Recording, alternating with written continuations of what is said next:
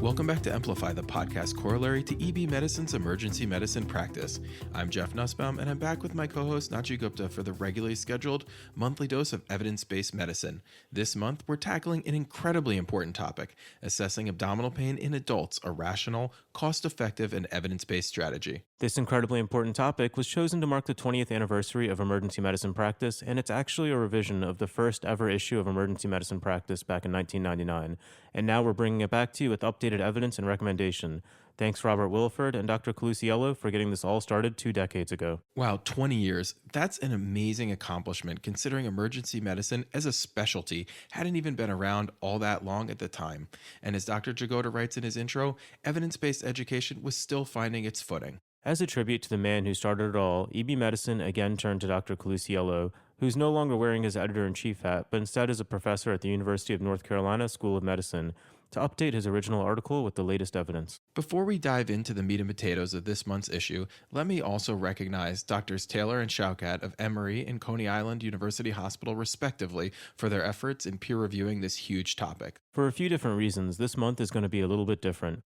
You'll notice that we will focus more on safe disposition instead of diagnosis, which is reasonable as that is the crux of our job as emergency physicians. Indeed. For those of you who can't wait, here's a quick spoiler. The CBC isn't all that useful. CT is good, but you really need to learn ultrasound. And lastly, sick patients need prompt consultation and resuscitation, not rapid trips to radiology. All valid points. Let's dive in with some actual detail.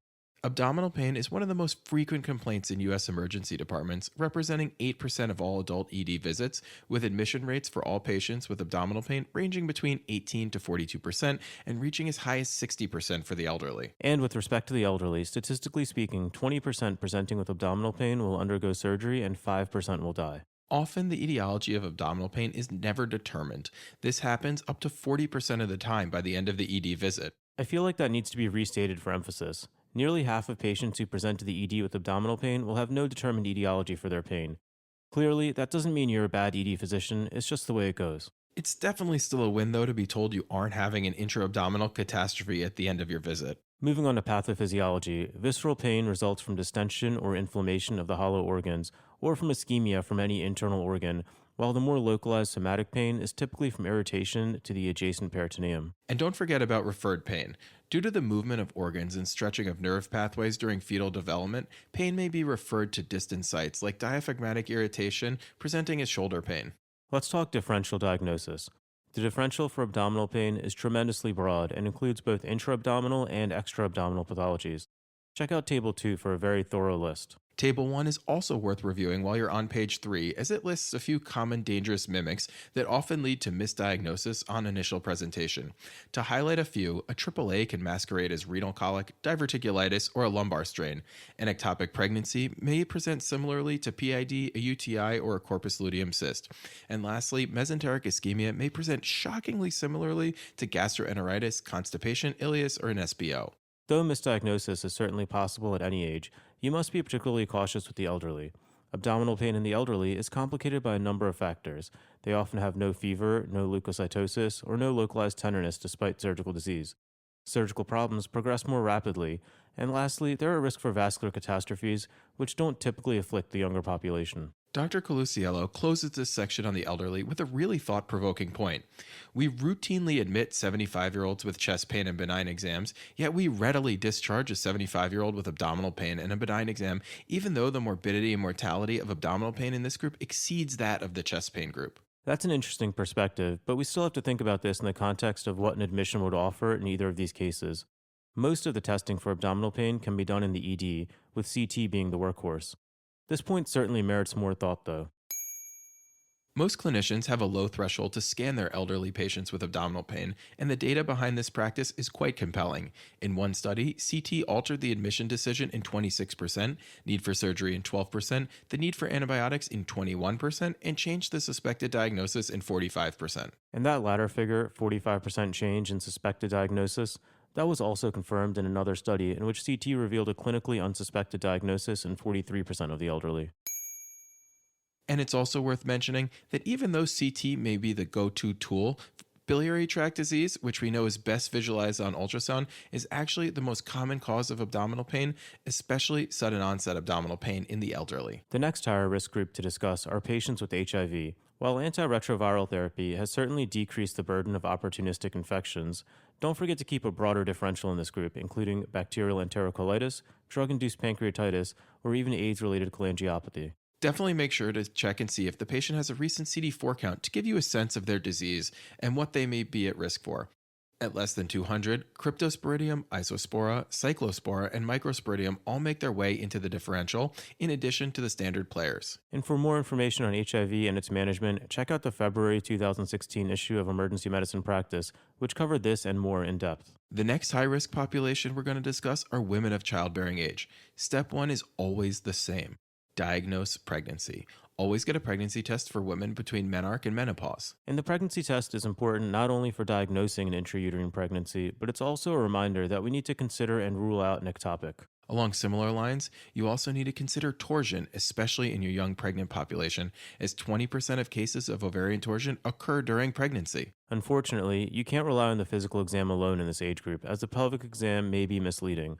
Up to a quarter of women with appendicitis can exhibit cervical motion tenderness, a finding typically associated with PID.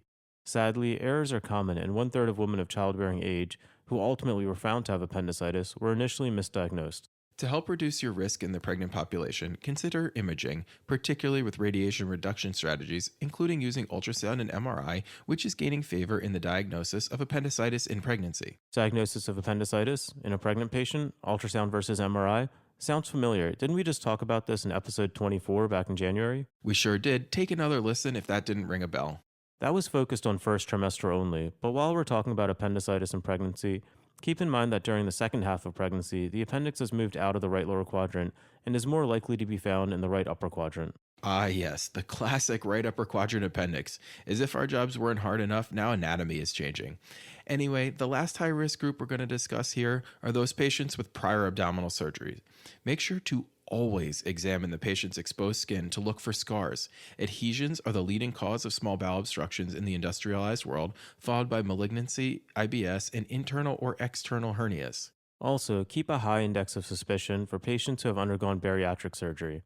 They're especially prone to surgical causes of abdominal pain, including skin infections and surgical leaks. For this reason, CT imaging should be done with IV and oral contrast, with those having undergone a Roux-en-Y receiving oral contrast on the CT table just prior to the scan. Perfect. Let's move on to evaluation once in the ED. As we mentioned a few times already, diagnosis is difficult. A comparison of initial and final diagnosis only have about 50 to 65% accuracy. For this reason, Dr. Coluciello suggests taking a worst first approach to forming your differential and guiding your workup.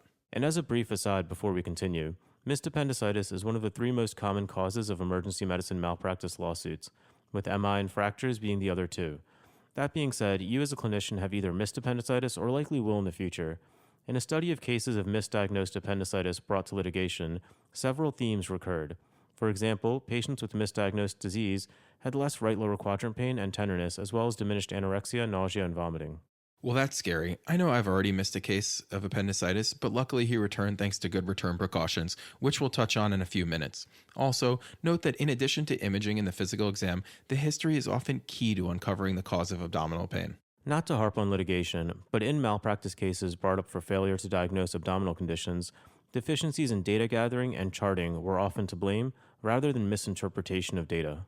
As no shocker here, getting a complete history remains tremendously important in your practice as an emergency clinician, a recurring theme of Amplify for sure. In order to really nail this down, consider using a standardized history form or memorizing one. An example is shown in Table 1. Standardized forms have been shown to improve patient satisfaction and diagnostic accuracy. An interesting question for your abdominal pain patient is to ask about the ride to the hospital. Experiencing pain going on over a speed bump has been shown to be about 97% sensitive and 30% specific for appendicitis, so fairly sensitive but not quite so specific. That's interesting and may help guide you, but it's certainly no replacement for CT. And remember that you can have stump appendicitis also. This can occur in the appendiceal remnant after an appendectomy and is found in about 0.15% of all appendectomies. All right, so on to the physical exam. Like always, let's start with vital signs. An elevated temperature can be associated with intra-abdominal infection, but sensitivity and specificity vary greatly here. Also, consider a rectal temperature, as these are generally more reliable. And remember that hypothermic patients who are septic have worse outcomes than those who are hyperthermic and septic. Elevated respiratory rate can be due to pain or subdiaphragmatic irritation. However, it can also be due to hypoxia, sepsis, anemia, PE, or metabolic acidosis, so consider all of these in your differential. Moving on to blood pressure, frank hypotension should make you immediately think of a ruptured AAA or septic shock secondary to an intra-abdominal infection. You can also use the shock index, which, as a reminder, is simply the heart rate divided by the systolic blood pressure. In one study, a shock index greater than zero point 0.7 was sensitive for 28-day mortality and sepsis. Speaking of heart rate, tachycardia can be a response to pain, anxiety, fever, blood loss, or sepsis. An irregularly irregular rhythm, or atrial fibrillation, is an important risk factor for mesenteric ischemia in elderly patients. This is important to consider in your differential early as it may guide your imaging modality. With vitals done, we can move on to the abdominal exam. It's rare that a serious abdominal condition will present without tenderness in a young adult patient, but remember that the elderly patient may not present with much tenderness at all due to decreased peritoneal sensitivity. Abdominal tenderness that is greatest when the abdominal muscles are contracted is likely due to abdominal wall pain. This can be elicited by having the patient lift their head or let their legs hang off the bed. This finding is known as Carnet's sign and is about 95% accurate for distinguishing abdominal wall pain from visceral abdominal pain. Though tenderness itself is helpful, the location of the tenderness can be misleading. Note that while 80% of patients with appendicitis have right lower quadrant tenderness, 20% don't, the old 80-20 rule. So definitely don't let right lower quadrant tenderness be your sole guide. Voluntary guarding is due to fear, anxiety, or even a reaction to a clinician's cold hands. Involuntary guarding, also called rigidity, is more likely to occur with surgical disease. Remember that rigidity may be a less common finding in the elderly despite surgical disease. Peritoneal signs are the true hallmark of surgical disease. These include rebound pain, pain with coughing, pain with shaking of the stretcher, or pain with striking the patient's heel. Rebound historically has been thought to be pathognomonic for surgical disease, but recent literature hasn't found it to be all that useful, with one study claiming it has no predictive value at all. As an alternative, consider the cough test. Look for evidence of post-tussive abdominal pain, like grimacing, flinching, or grabbing the belly. Studies have found the cough sign to be 80-95% sensitive for peritonitis. In terms of other signs elicited during the abdominal exam, the Murphy sign, right upper quadrant palpation, that causes the pain to stop a deep inspiration, in one study had a sensitivity of 97%, but a specificity of just under 50%. The psoas sign, pain elicited with extending the right lower extremity towards the back while the patient lies on their left side, in one study had a specificity of 95%, but only had a sensitivity of 16%. Neither the obturator sign, pain with internal rotation of the flexed hip, nor the Rosving sign, pain in the right lower quadrant by palpating the left lower quadrant, have been rigorously studied. Moving a bit further south from the abdomen to the pelvis, let's talk about the pelvic exam. Most EM training programs certainly emphasize the importance of the pelvic exam for women with lower abdominal pain, but some recent papers have questioned its role. A 2018 study involving 288 women between 14 and 20 years of age found that the pelvic exam didn't increase sensitivity or specificity of the diagnosis of chlamydia, gonorrhea, or trichomonas when compared to the history alone. Another study questioned whether the pelvic exam could be omitted in these patients with an early intrauterine pregnancy confirmed on ultrasound, but it was unable to reach a conclusion, possibly due to insufficient power. While Jeff and I do find it valuable to elicit as much information from the history as possible and take value in the possibility of omitting the pelvic in certain cases in the future, given the current evidence-based medicine, we both agree with the author here. Don't abandon the pelvic for these patients just yet. And while on this topic, we should also briefly mention a reminder about Fitzhugh-Curtis syndrome, which is perihepatic inflammation associated with PID. Moving on to the digital rectal exam, this can certainly be of use when considering and diagnosing prostatitis, perirectal disease, stool impactions, rectal foreign bodies, and GI bleeds. And let's not forget about the often overlooked scrotal and testicular exam. In men with abdominal pain or flank pain, this should always be considered. Testicular torsion often presents with isolated abdominal or flank pain. The scrotal exam may help diagnose inguinal or scrotal hernias. Getting back to malpractice case reviews for a minute, in a 2018 review involving testicular torsion, almost one-third of patients with missed torsion had presented with abdominal pain, not scrotal pain. In one-fifth of the cases, no testicular exam was performed at all. Also, most cases of missed torsion occurred in patients under 25 years old. Speaking of torsion, about 6% of cases of torsion occur over the age of 31, so have an increased concern for this in the young. Of course, if concerned for torsion, consult urology immediately and consider manual detorsion. And if you, like me, were taught to manually detorse by rotating in the lateral or open book direction, keep in mind that in a study of 200 males with torsion, 1/3 had rotated laterally, not medially. Great point. And one last quick note here. Especially if you're unsure about the diagnosis, make sure to perform serial exams both in the ED and also in the next few days in their PCP's office if they're going home. In one study, a 30-hour later repeat exam for patients discharged with nonspecific abdominal pain resulted in a clinically relevant change in diagnosis and therapy in almost 25% of patients. So that wraps up the physical. Let's get into diagnostic studies, starting with lab work and everyone's favorite topic, the CBC. Yeah, just the other day I was asked by a consultant, what's the white count in a patient with CT proven appendicitis? Man, a small part of my soul dies every time this happens. Well, it appears you must have an evidence-based soul then. According to a few studies, anywhere from 10 to 60% of patients with surgically proven appendicitis have an initially normal white count. So in some studies, it's even worse than a coin flip. Even worse, in children, the CBC is less helpful.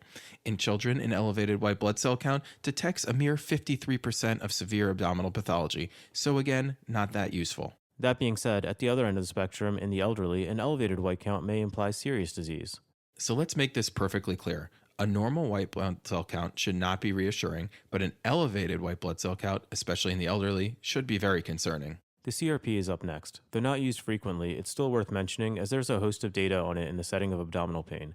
In one meta-analysis, CRP was approximately 62% sensitive and 66% specific for appendicitis. And while lower levels of CRP do not rule out positive findings, increasing levels of CRP do predict, with increasing likelihood, the chances of positive findings. Next, we have lipase and amylase. The serum lipase is the best test for suspected pancreatitis. The amylase adds limited value and should not be routinely ordered. And as for lactate, the greatest value of a lactate level is to detect occult shock and sepsis. It is also useful to screen for visceral ischemia. And the last lab test we'll discuss is the UA. The urinalysis is a potentially misleading test. In two studies, 20 to 30% of patients with appendicitis also had hematuria with leukocytes and bacteria in their UA. In a separate study of those with a AAA, there was an 87% incidence of hematuria. That's pretty troubling. Definitely not great to diagnose someone with hematuria and a primary GU problem when their aorta is actually exploding. And that's a great reminder to always avoid premature diagnostic closure. Also worth mentioning is that not all urethral stones present with hematuria. At least 6% have no hematuria on microscopy. Alright, so that brings us to imaging. First up, plain films. I'm going to quote this directly from the article since I think it's so important. Never rely on plain films to exclude surgical disease. This statement is certainly evidence-based, as in one study, 40% of X-ray findings were inconsistent with the final diagnosis. In another study, 43% of patients with major surgical disorders had either normal or misleading plain film results. So again, the take-home here is that an X-ray cannot rule out surgical disease and should not routinely be ordered except for in specific settings. And perhaps the most important of all those settings is in the setting of possible free air under the diaphragm. In this case, an upright chest visualizing the area under the diaphragm would be the test of choice. But again, even this doesn't rule out surgical disease, as free air may be absent on plain films in 1/3 to 1/2 of patients who have already perfed. Next, we have everybody's favorite, ultrasound. Because of its low cost and ease of use, bedside ultrasonography is gaining traction.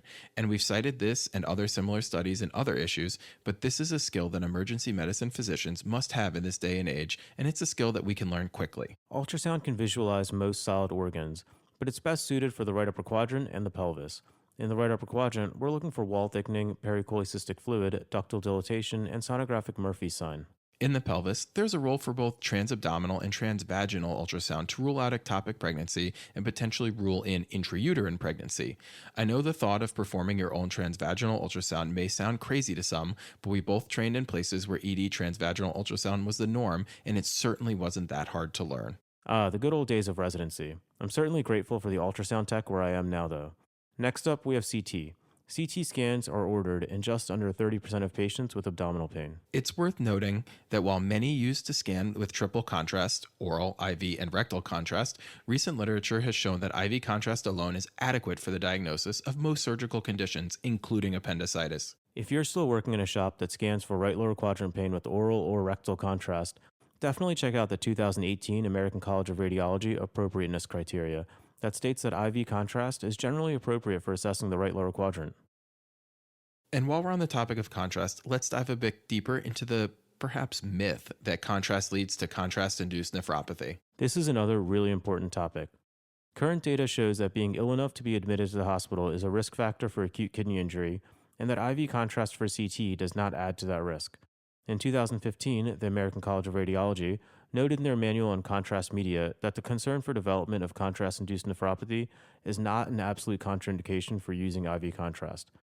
IV contrast may be necessary regardless of the risk of nephrotoxicity in certain clinical situations. Okay, so contrast induced nephropathy may be real, but more studies and a definitive statement are still needed. Regardless, if the patient is sick and they need a scan, with contrast, don't hold back. I think that's a fair take home. As another note about the elderly, CT should be almost routine in the elderly patient with acute abdominal pain as it improves accuracy, optimizes appropriate hospitalization, and boosts ED management decision-making confidence for this patient group. So if they're over 65, make sure you chart very carefully why they don't need a scan should you be opting to withhold CT scanning. Speaking of not needing a scan, two quick caveats on CT before moving to MRI. Unstable patients do not belong in a radiology suite. They belong in the ED resus bay to be resuscitated first. Prompt surgical consultation and bedside ultrasound, if indicated, are both a must in unstable patients. The second caveat is on the other end of the spectrum. Not all CT scanning is created equally. The interpretation depends on the scanner, the quality of the scan, and the experience and training of the reading radiologist. In one study, nearly 13% of abdominal CT scans may initially be misread. So if you're concerned, consider consultation or an extended ED observation to monitor for any changes in the patient's status. Next up is MRI. MRI has an ever-expanding role in the emergency department. The accuracy of MRI to diagnose appendicitis is very similar to CT, so consider it in all pregnant patients, though ultrasound is still considered first line. And finally, let's touch upon the EKG and ACS. In patients over 40 with upper abdominal pain, an EKG and troponin should always be considered. And don't be reassured by a response to the GI cocktail either. This does not exclude myocardial ischemia. Next, let's talk about the role of analgesia in treating the undifferentiated abdominal pain patient. While there was formerly a concern for, quote, masking the pain with opiates, the evidence says otherwise. Pain medicine may even aid in the diagnosis, so definitely don't withhold it in the setting of acute abdominal pain. Wait, I get that masking the pain is no longer considered a concern, but how would it aid in the diagnosis? That's a great question. Analgesics might facilitate the gathering of history and allow a more complete physical exam by relaxing the abdominal wall musculature. That makes sense. So certainly treat pain. Both morphine at 0.1 mg per kg and fentanyl at 1 mg per kg are appropriate analgesics for acute abdominal pain. In those that are difficult stick, a recent study showed that 2 micrograms per kilogram of fentanyl via a nebulizer was a safe alternative. Remember that fentanyl is quick on, quick off, which makes it desirable in certain situations, and it actually has the shortest time of onset of any opioid. Fentanyl is also safer in patients with a marginal blood pressure. And just like the GI cocktail, response to opiate analgesics does not exclude serious pathology. These patients need serial exams and likely labs and imaging if their pain is so severe to warrant opiate pain medication. Few things are more important prior to discharge of an abdominal pain patient than documenting repeat exams and a PO trial. True. You should also consider haloperidol for patients with gastroparesis and cannabinoid hyperemesis, as a growing body of literature supports its use in such settings. Check out the August 2018 EMP or Amplify for more details if you're curious. The last analgesic to discuss is our good friend ketamine. Low-dose ketamine at 0.3 mg per kg over 15 minutes is gaining traction as the analgesic of choice in many EDs. The key there is that it must be given over 15 minutes. Ketamine has a great safety profile, but you make it so much safer and a much better experience for the patient if you give it slowly. Before we get to disposition, let's talk controversies and cutting edge. And there's just one this month, and that's the use of the Alvarado score. In the Alvarado score, you get 2 points for right lower quadrant tenderness and 2 points for leukocytosis over 10,000. You get an additional point for all of the following: rebound, temperature over 99.1, migration of pain to the right lower quadrant, anorexia, nausea and vomiting, and a left shift. The max score is therefore 10. A score of 3 or less makes appendicitis unlikely, 4 to 6 warrants CT imaging, and 7 or more a surgical consultation. A 2007 study suggests that using the Alvarado score along with bedside ultrasound might allow for rapid and inexpensive diagnosis of appendicitis. I don't think we should change practice just yet, but more ultrasound diagnosis may be on the horizon. If you want to start using the Alvarado score in your practice, MD Calc has a great and easy to use calculator on their website or app, so check it out. All right, let's get to the final section, disposition. As we mentioned at the beginning of this episode, the diagnosis is less important than the proper disposition. For patients with suspected ruptured AAA, torsion, or mesenteric ischemia, the disposition is easy. They need immediate surgical consultation and likely operative intervention. For others, use the tools we outlined previously, like CT, ultrasound, and labs, to help support your decision. Keep in mind that serial exams are a great tool and are of little expense, so make sure to lay your hands on the patient's abdomen frequently, especially when the diagnosis is unclear. For those that look well after a workup with no clear diagnosis, it may be reasonable to discharge them home with prompt follow-up, assuming prompt follow-up is plausible. The key here is that these patients need good discharge instructions. Check out Figure 2 on page 20 for a sample discharge template. But if the patient is still uncomfortable even after a thorough workup, there may be a role for ED observation units. In one study of 220 patients admitted to the ED observation unit for serial exams, 39% eventually underwent surgery, with only 5% having negative laparotomies. This month's issue wraps up with some super important time and cost-effective strategies, so let's see if we can quickly breeze through some of the most important points before closing out this episode. First, limit your abdominal x-rays as they offer limited value and are rarely helpful except in the setting of perforation, when an early upright chest film should be used liberally. Next, limit electrolyte testing, especially in young adults with nausea, vomiting, and diarrhea. In those 18 to 60, clinically significant electrolyte abnormalities occur in only 1% of those with gastroenteritis. With respect to urine testing, urine cultures are rarely indicated for uncomplicated cystitis in young women. Along similar lines, don't anchor on the diagnosis of UTI, as other lower abdominal conditions often lead to abnormal urine studies. In your alcoholic patients, although all should be approached with an abundance of caution, limit testing to repeat abdominal exams in your non-toxic appearing patient who's already tolerating PO. For those with suspected renal colic, especially those with a history of renal colic, limit CT use and instead consider ultrasound to look for hydro. This approach is endorsed by ACEP's Choosing Wisely campaign. But as a reminder, this is for low-risk patients only. Anyone with signs of infection should also undergo CT imaging. And lastly, consider incorporating bedside ultrasound into your routine.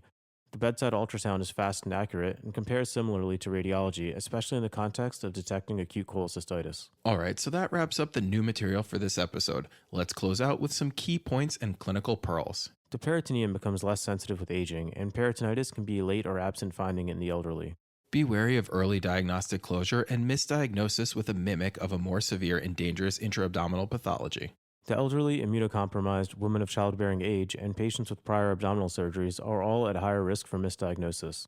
Elderly patients can present without fever, leukocytosis, or abdominal tenderness, but still have surgical abdominal pathology. Consider diagnostic imaging in all geriatric patients presenting with abdominal pain. Consider plain film if you suspect a viscous perforation or for certain foreign body ingestions. Don't forget the pelvic exam, testicular exam, and rectal exam as part of your physical when appropriate. Testicular torsion can present with abdominal pain only. If suspected, consult urology and consider manual detorsion. A normal white blood cell count does not rule out appendicitis or other intra-abdominal pathology. Serum amylase should not be used in your assessment of the abdominal pain patient. Lack of microscopic hematuria does not rule out renal colic.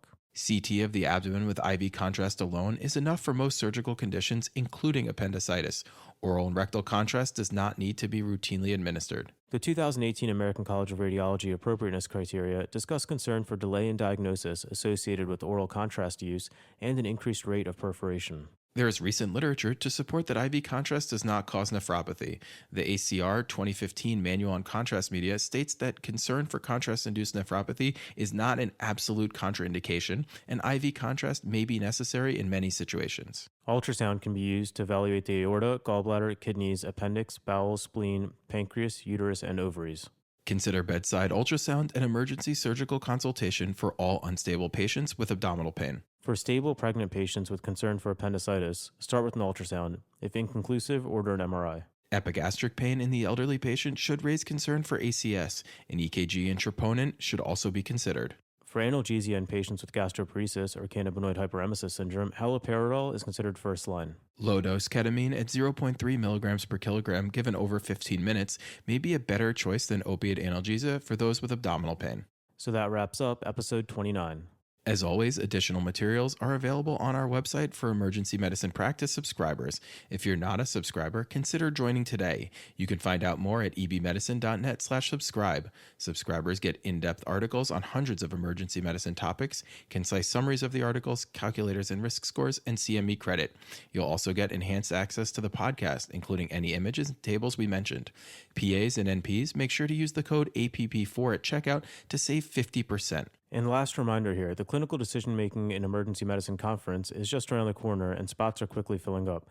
Don't miss out on this great opportunity and register today at clinicaldecisionmaking.com. And the address for this month's CME credit is ebmedicine.net/E0619. So head over there to get your CME credit today. As always, the you heard throughout the episode corresponds to the answers to the CME questions. Lastly, be sure to find us on iTunes and rate us or leave comments there. You can also email us directly at amplify@ebmedicine.net with any comments or suggestions. Talk to you all next month.